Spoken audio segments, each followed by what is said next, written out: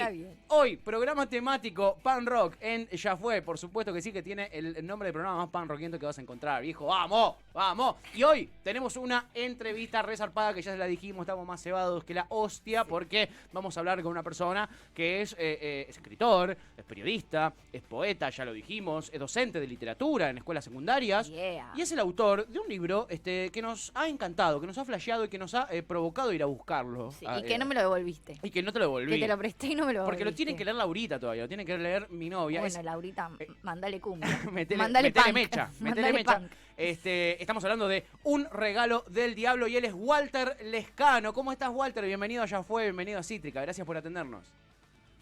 Bien, buen día, un placer grande como un templo. Muchas gracias. Esa. Vamos, carajo.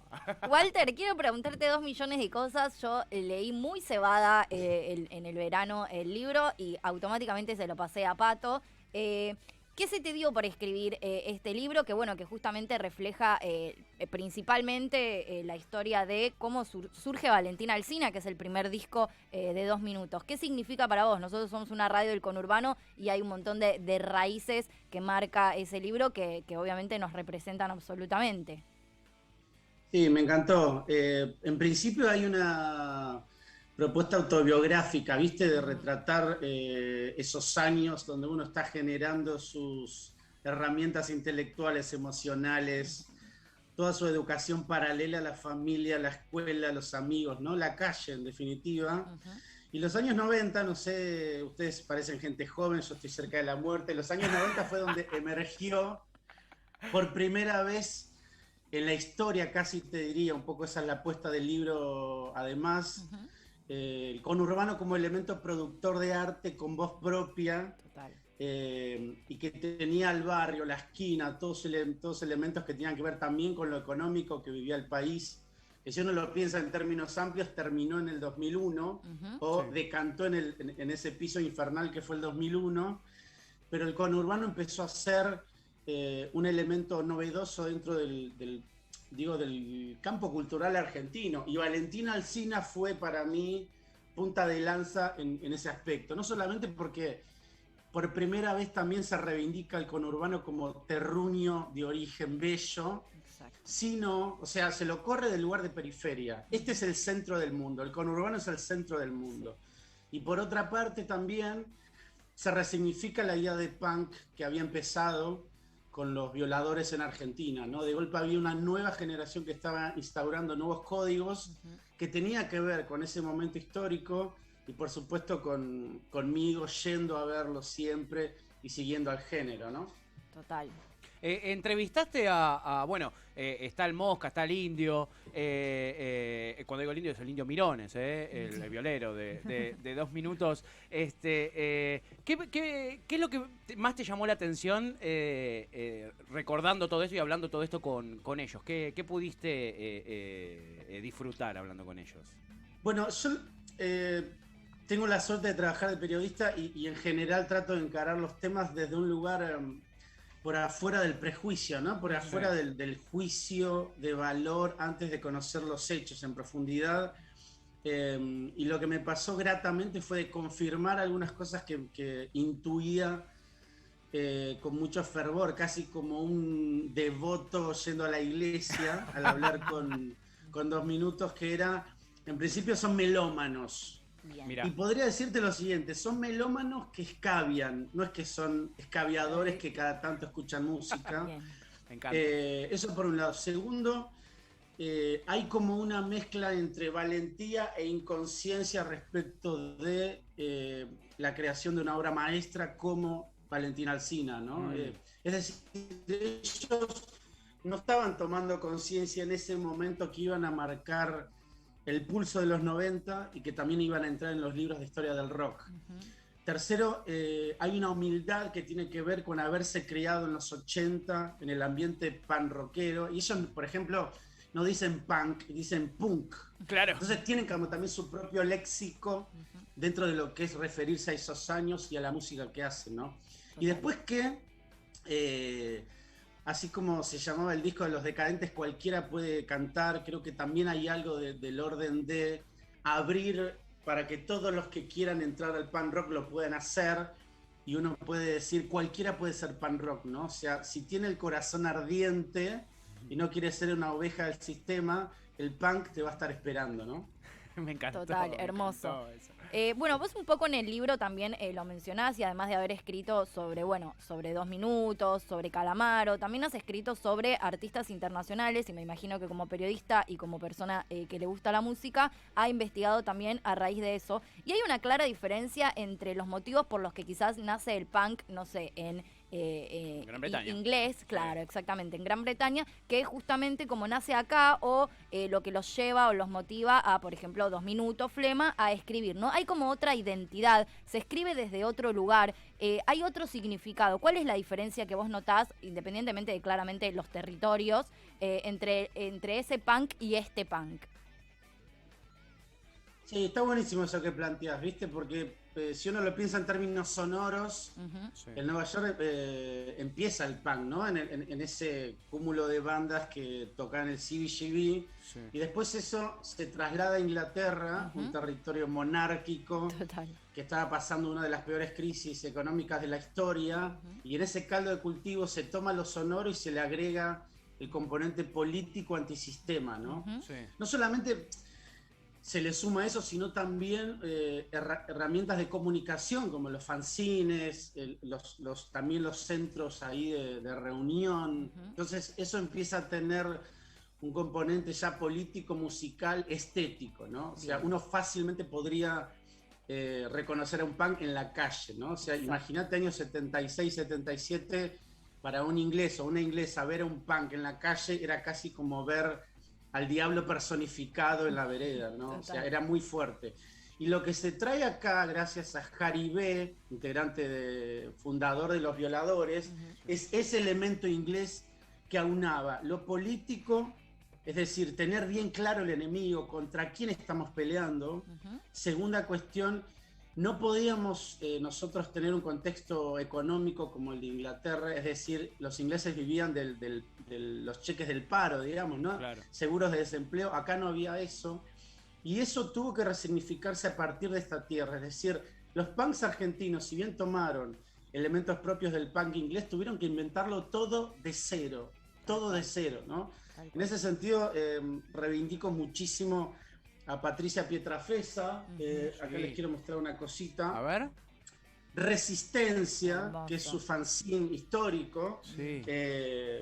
Patricia Pietrafesa, integrante ahora de Cumbia Queers, pero también de Cadáveres de Niños, el fundacional She Devils.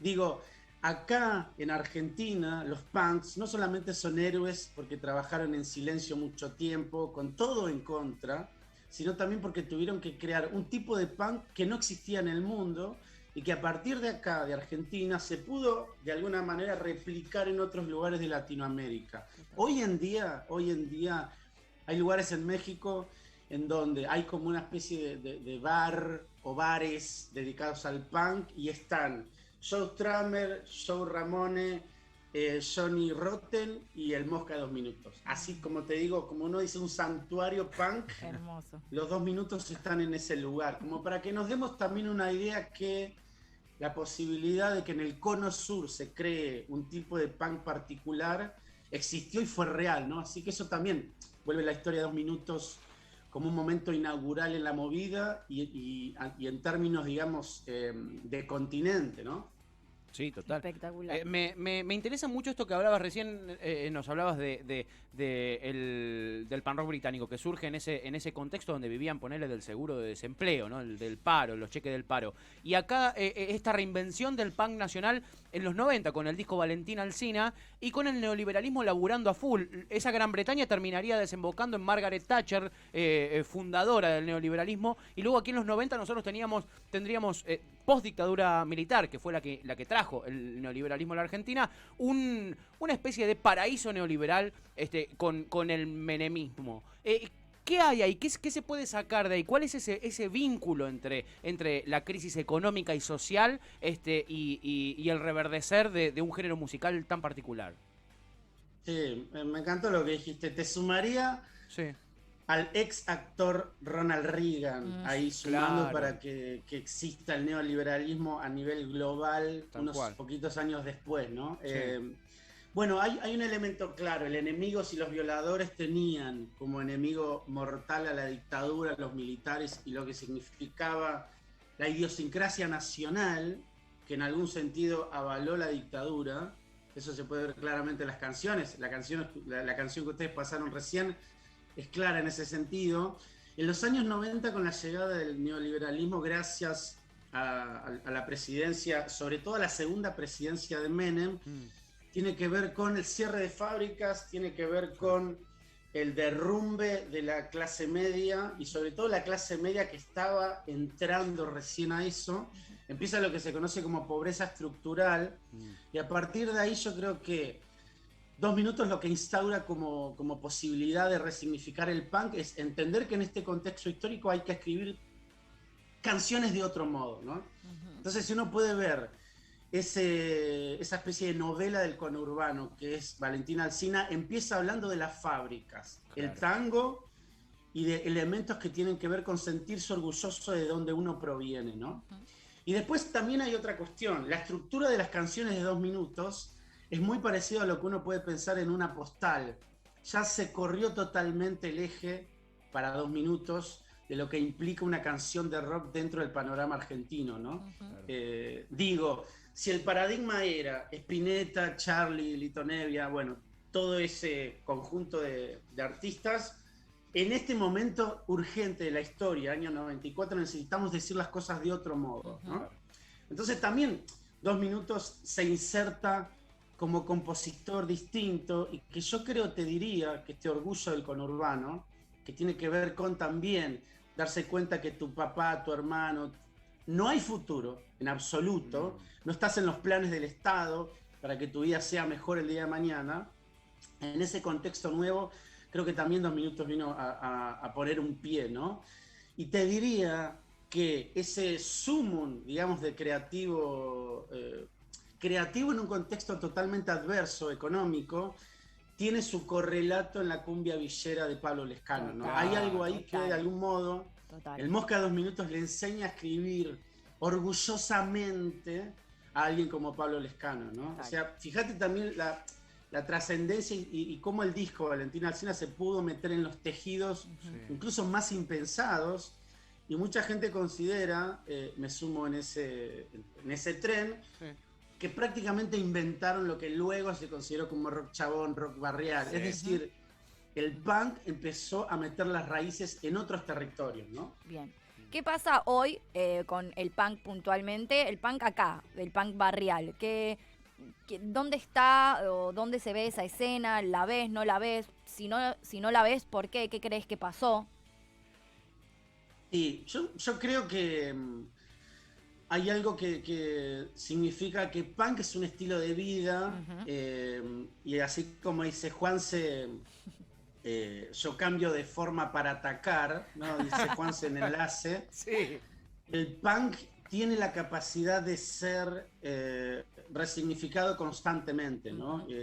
Y si bien desde un comienzo fue algo sonoro, algo estético, algo actitudinal, ¿no? Yo creo que todo el tiempo hay que ir adecuándose a los contextos históricos y que a nivel sonoro seguramente existe una escena. Yo no la estoy viendo porque el tema del mercado va por otro lado, el trap, todas esas cuestiones, pero me da la sensación que el punk tiene que ver con ver dónde están las fallas del sistema, que están constantemente evidentes, y tratar de luchar en ese sentido, ¿no? Creo que ahí el feminismo desde el 2015 para acá nos está dando una gran lección de punk, ¿no? Es decir, ¿dónde está el enemigo visible que hay que derribar? Se va a caer, dice, ¿no? Entonces, creo que lo punk tiene que ver con adueñarse de un conjunto de ideas que implica ejercer la rebeldía con inteligencia, con astucia, y tratar de atacar a ese enemigo que está constantemente presente y oculto, presente y oculto. Por eso es un trabajo constante, ¿no? Y ser punk es un estilo de vida. En absoluto tiene que ver con la parte exterior, ¿no? He conocido caretas con la remera de los Ramones y he conocido antisistemas vestidos de traje y corbata. Hermoso. Qué interesante eso, me Hermoso. encantó. Me interesa mucho tu experiencia, esto no tiene nada que ver con nada, pero bueno, ya que te tengo acá, me interesa mucho tu experiencia como docente de literatura en escuelas secundarias. Como una persona que ama leer y que he tenido docentes de literatura que han sabido calar hondo en ese terreno, me imagino que me hubiese encantado tenerte como profe de literatura a vos. ¿Cómo es esa experiencia? ¿Qué sucede? Porque digo, también en un secundario, de repente alguien que escribió sobre 2 minutos también, ¿no? Un pibe que seguramente un montón de estudiantes tuyos de repente tengan ganas de leer ese libro. Digo, ¿cuál es esa relación con les pibis y cómo la llevás? Y si los haces escuchar punk rock. Sí, bueno, yo creo que es el trabajo político por excelencia, ¿no? Porque estás en contacto con la fibra de la historia.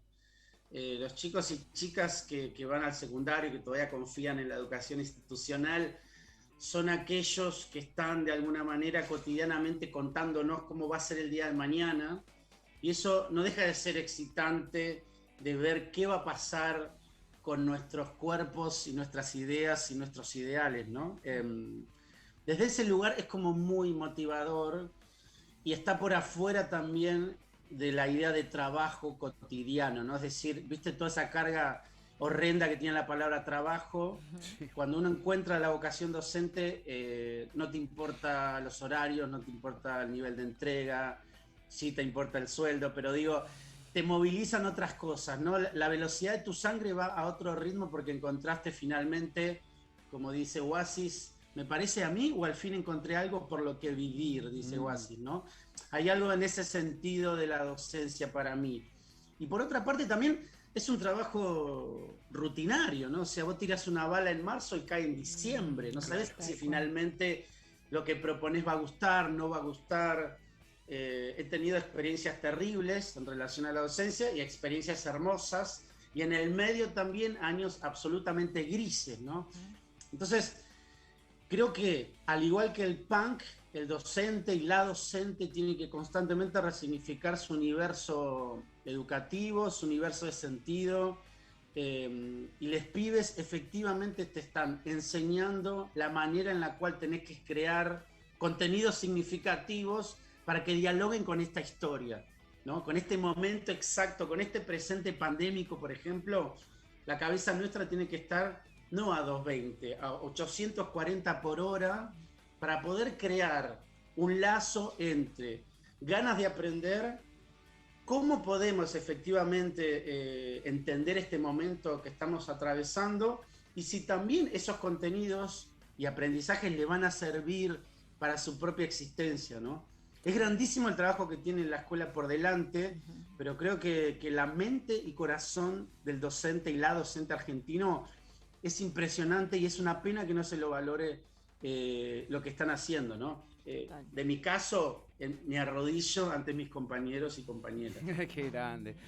Walter, recién nos hablabas de adolescentes, hablamos también de ese origen del punk. Dijiste algo muy lindo, como todo adolescente punkoso sin saber apenas tocar instrumentos. Yo tuve una banda de punk también.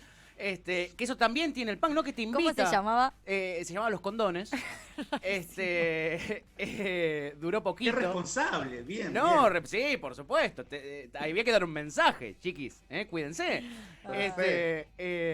Y bueno, el punk me invitó a mí a decir, bueno, sé tocar apenas, me voy a hacer una banda. Y encuentro cierto paralelismo con el trap en el día de hoy, que recién hablabas de los adolescentes. Ponele, está la historia de este pibe que hace trap, que se llama Elegante, que hizo su primer tema con la notebook del gobierno nacional que le daban en la escuela.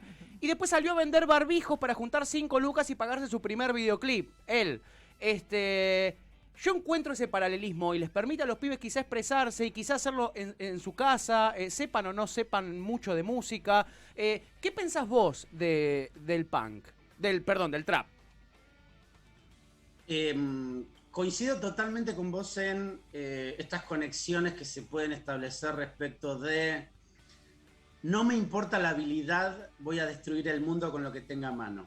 Eso creo que es absolutamente punk. No vas a encontrar punk en las escuelas de música, por más que haya gente absolutamente virtuosa. Tal cual. Pero el combustible de un punk tiene que ver con el tamaño de su corazón, ¿no? Y el tamaño de su cabeza. Y ahí hay algo ahí que hay que tenerlo totalmente lleno, ese combustible, ¿no? Ese tanque con esas cosas. Yo también lo veo. Incluso uno puede decir un punk es un hippie enojado, ¿no? O sea, y uno puede decir un hippie es una especie de yacero con más garche. Uno puede también decir un yacero es como un tanguero en Nueva York. Entonces, siempre hay esas conexiones dentro del arte, Sí. que me parece súper productiva, ¿no? Hermoso. Por otro lado, acá viene, voy a sacar mi carta del viejazo. Cada 3 o 4 meses me meto a ver qué es lo nuevo que está pasando en el trap y me alejo absolutamente, ¿no? Claro.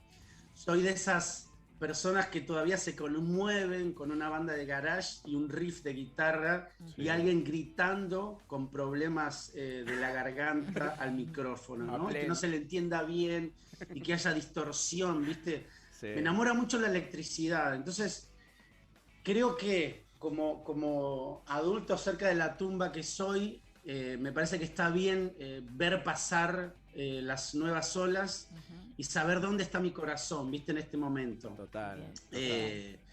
Tratar de entender esta situación del trap, porque me parece absolutamente renovadora, fresca, pero no me conmueven esos sonidos a mí, ¿viste? Como Claro. que en algún sentido veo al trap como hacer amigos de grande, ¿viste qué difícil que es? Sí, Como, total.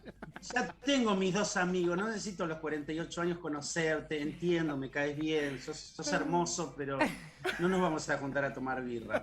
Una cosa así es, ¿viste? Hermoso. Hermoso. Me representa lo que acaba de Sí, decir sí. total. Walter, quiero compartirte un mensaje de Topo, que es un oyente muy fiel nuestro, que dice: yo conocí como a los 12, a 2 minutos, por un cassette que tenía un compañero de primaria, y volviendo de Villa Elisa nos habíamos quedado con el auto. Yo en ese momento escuchaba Marcha, pero Valentina Alsina me entró al cerebro directo. No me acuerdo mucho de cuando era chico, pero eso no me lo olvido más. Y dice: qué lindo escucharte, compañero docente también, Topo. Así que nada, quería compartirte algún mensaje de la audiencia, que están llegando miles, Sí, sí.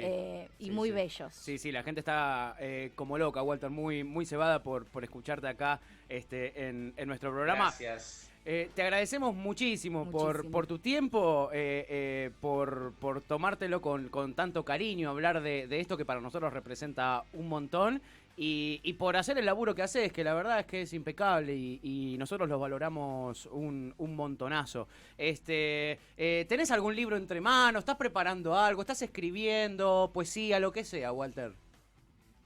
Sí, estoy preparando la biografía de Suárez. Suárez, banda de Rosario Blefari, Sí. al frente.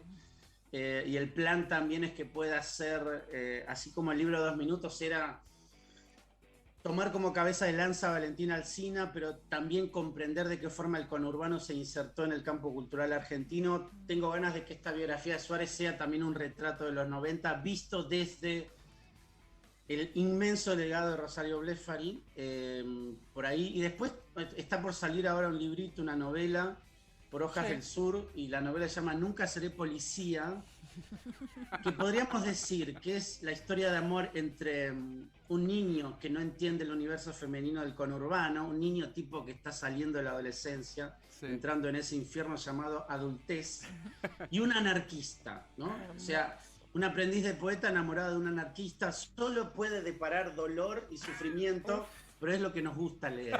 Uf. ¿Cuándo sale eso? Tipo, lo Dame dos. lo quiero ayer. Dame 2. Junio, julio sale Nunca seré policía por Hojas del Sur, ¿no? Me muero.